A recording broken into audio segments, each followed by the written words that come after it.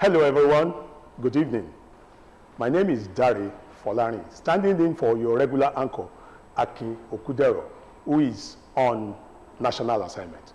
Welcome to Your Image, the only public relations program, television program in Africa. Today, we are discussing the vexed issue of leadership.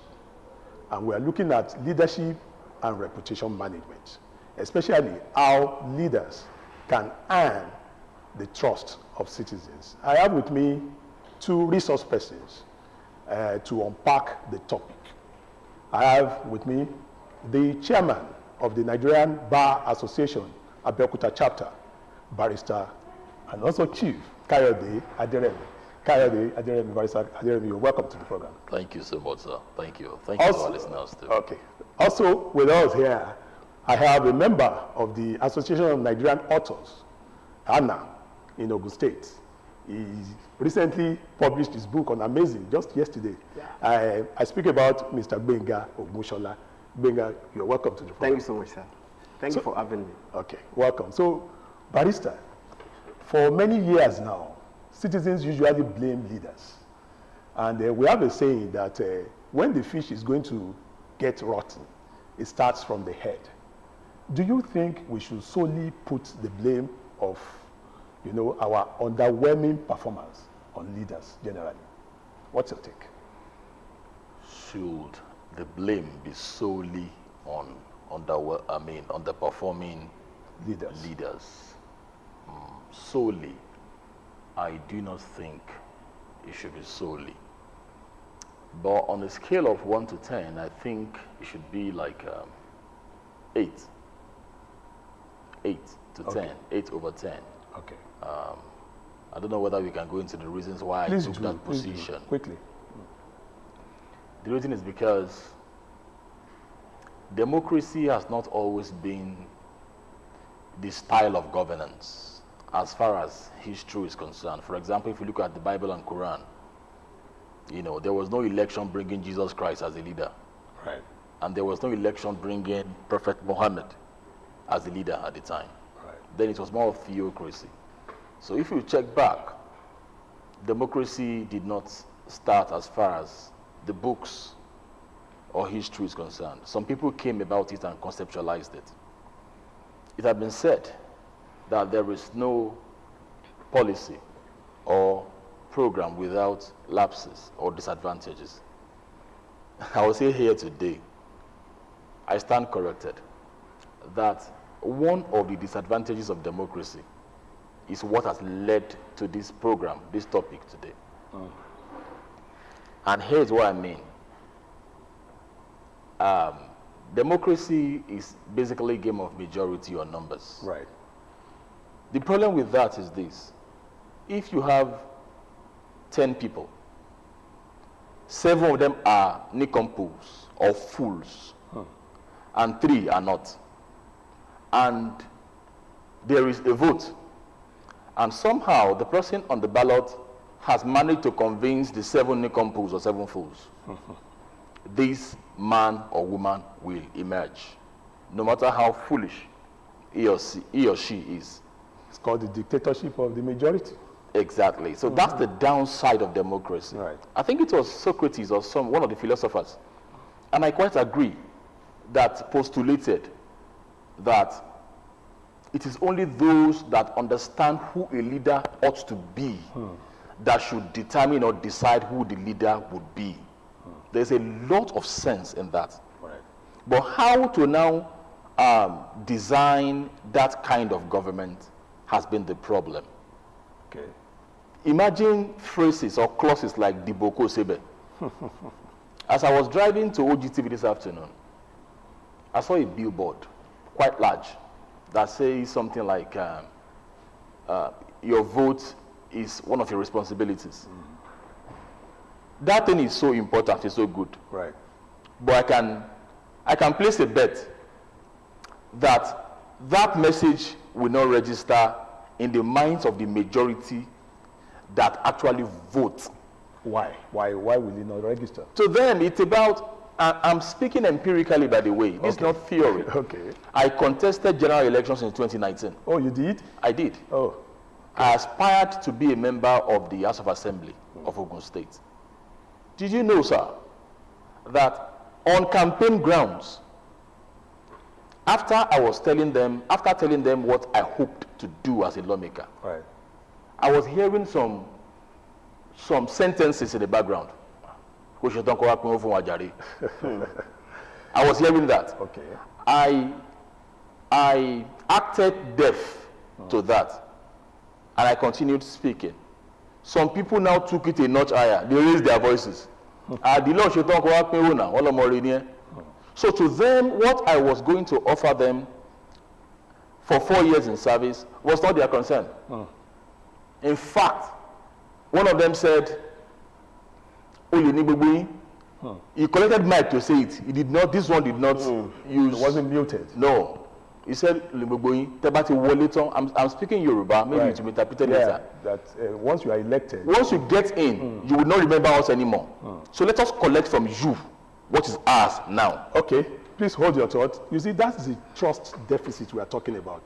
The citizens do not have trust in leaders.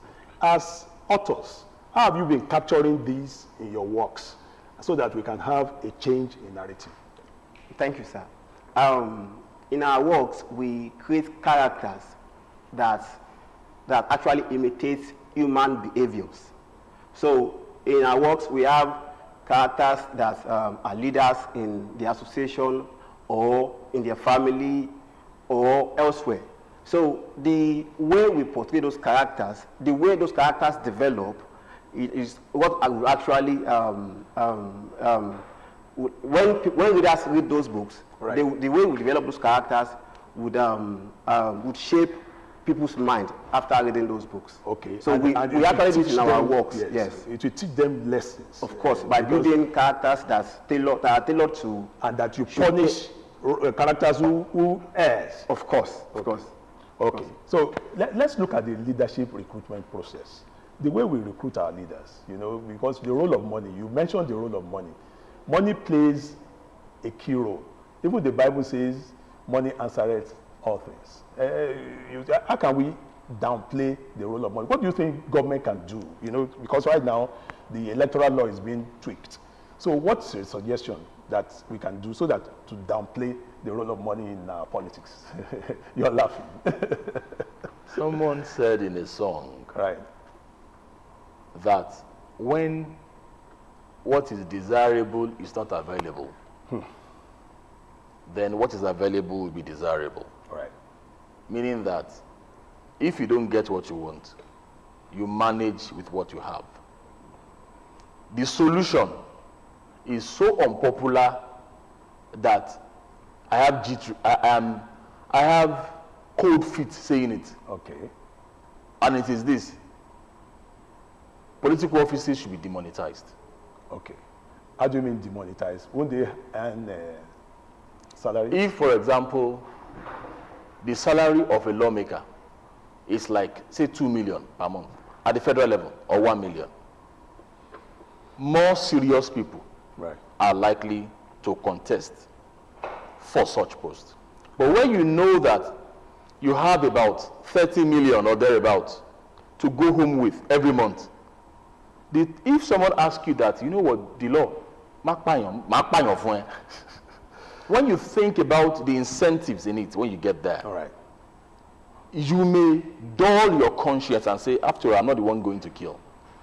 Have you heard, sir, that people, is there any profession in the world, let's pick Nigeria first, that people kill to get there, or position, like politics? Look at a lot of executions. Look at this man in Lagos. Is it Williams, Funsho Williams or something? Look at Dino Dipo in Ogun State. Virtually all states. When elections are even nearing, you could hear that some were gunned down.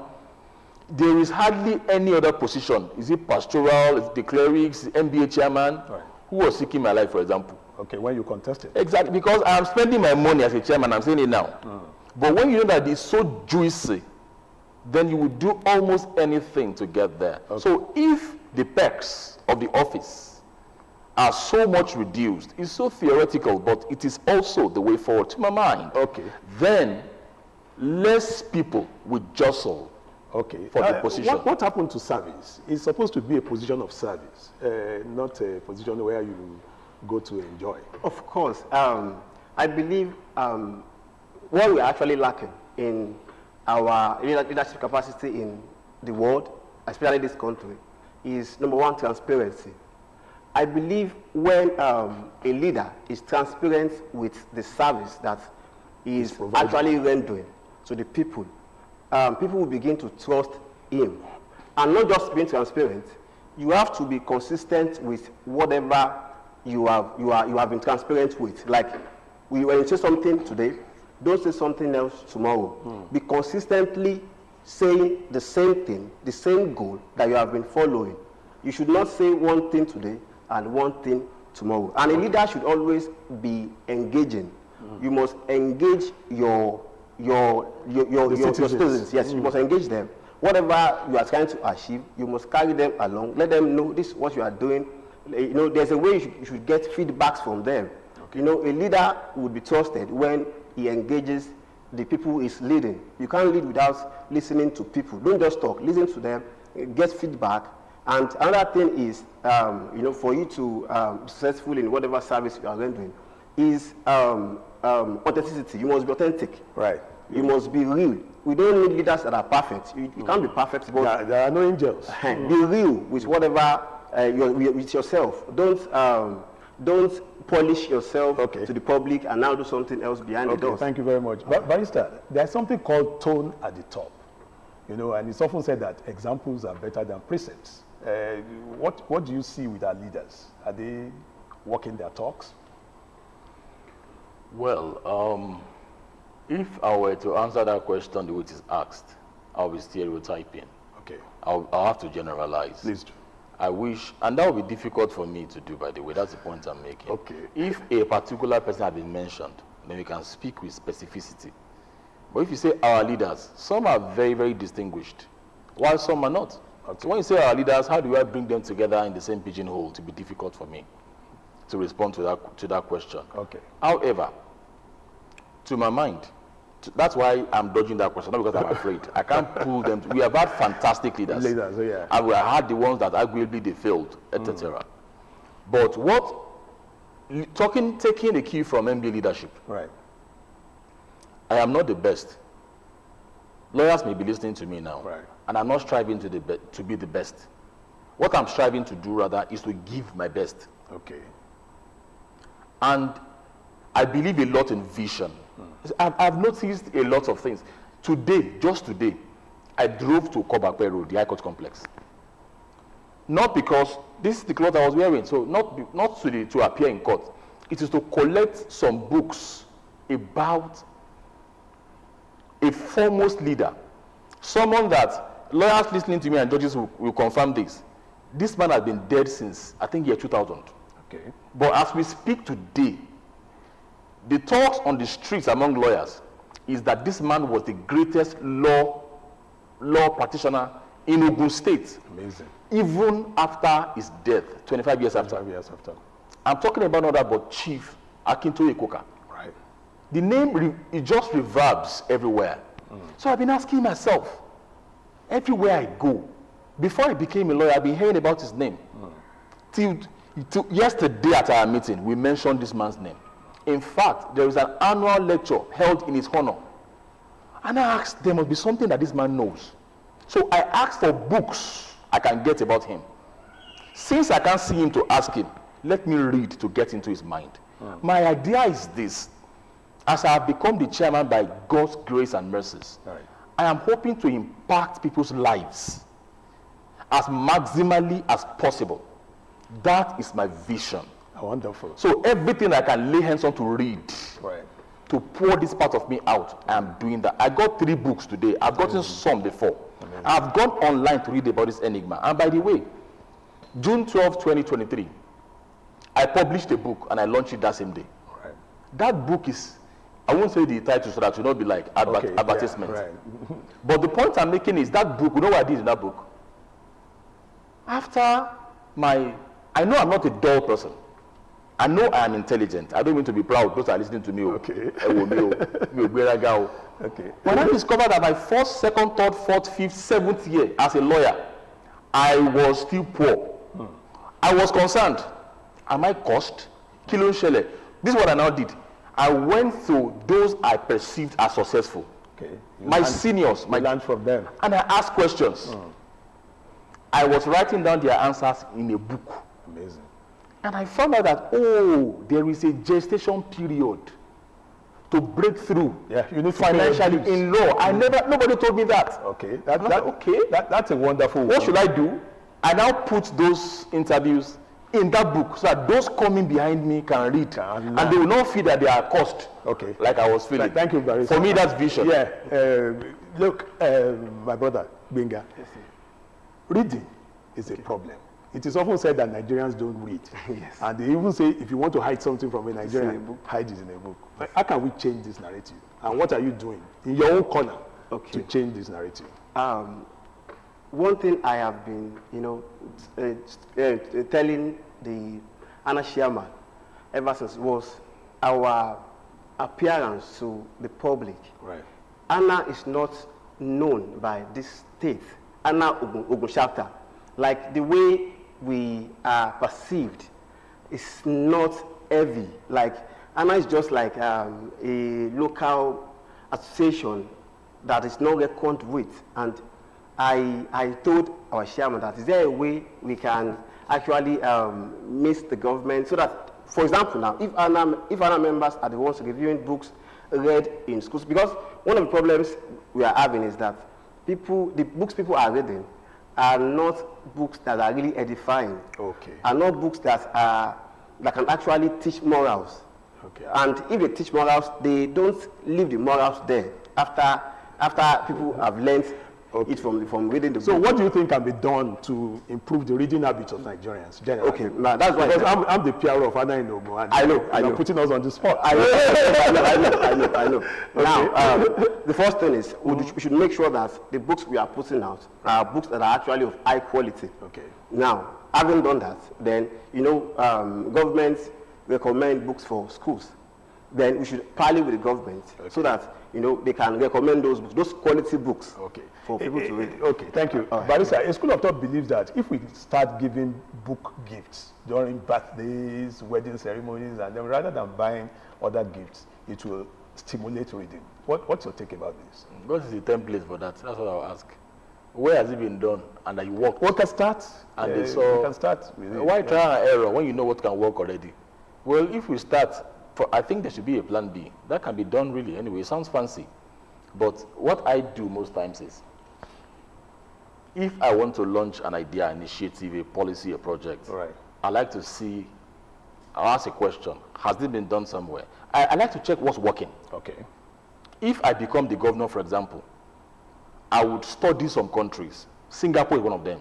South Korea is there, definitely. China is there. So then we now, exactly, we now bring in that template. Of course, we domesticate. Right. We tweak a bit to fit into our own fancy. Exactly. So if you are saying we should be giving gifts, books gifts as gift, what I want to ask is, I'll be a bit wary. Because it sounds fancy, like I said, but if it had been done somewhere, look, you know, the last time you interviewed me in a program, sir, I said, and I like to say it, that I hate to be invited twice for the same topic. That means nothing is changing. Right. Yes. So if it had been done somewhere and it worked, why not? But if we do that alone, it's like putting the whole of our eggs in a basket. So if it fails, one is doomed. So it sounds fanciful, like I said, but if you're going to do it, my advice would be that let us first take a poll and see how things are, reading-wise. Okay. Let us, as in, we do a survey, and then there would be a recorded result. Then give it like 3 months or 6 months. Try that thing. Then see whether reading culture has improved. Okay. See the values in people's lives. Whether there have been impartations from the books they read. If that works, why not? Okay. Look, statistics don't lie. When people see, for example, that if you chew pen, someone chews pen and dies, tomorrow it happens, If as a lawyer, that's the way I give facts in court. Right. So if you say that 2 people have chewed pen and they died, these are their addresses, these are their names. Okay. When people hear that, they will respect more. But if I just say pen kills and I stop there, there will be a problem. Okay, do you think that leadership should be taught as a topic in schools? Yes. Very quickly as we begin to round up. Yes, I believe leadership should be taught in schools, as a topic. So, for example, people should actually write books that talks about leadership for students to read in school. And one thing I want to actually talk about what you because of time. Yes, just round off. First we must actually reduce the use of social media. Social media. Yes, because it is affecting the way people read. Okay. Because it's like having a disease somewhere and now trying to tweet the Thank you same. very much. Barrister, quickly, do you think leadership should be taught in primary school, secondary school, and universities? Not that it should be taught, it must Okay, be taught. it must be taught. Thank you. Okay, and on that note, we'd like to call it a wrap on Your Image, the only public relations television program in Africa. Until next week, when we come your way, again with a fresh edition. I'd like to thank our guest, Barrister Adere. Thank you for honoring our invitation. Thank you, my leader. Okay. Mr. Benga Ogushola, thank you very much. We hope that next time when we call on you, you will accede to our request. Thank you very much. Until next week, when we come your way again with a fresh edition of the program, Your Image, this is Dare Folarin saying bye for now.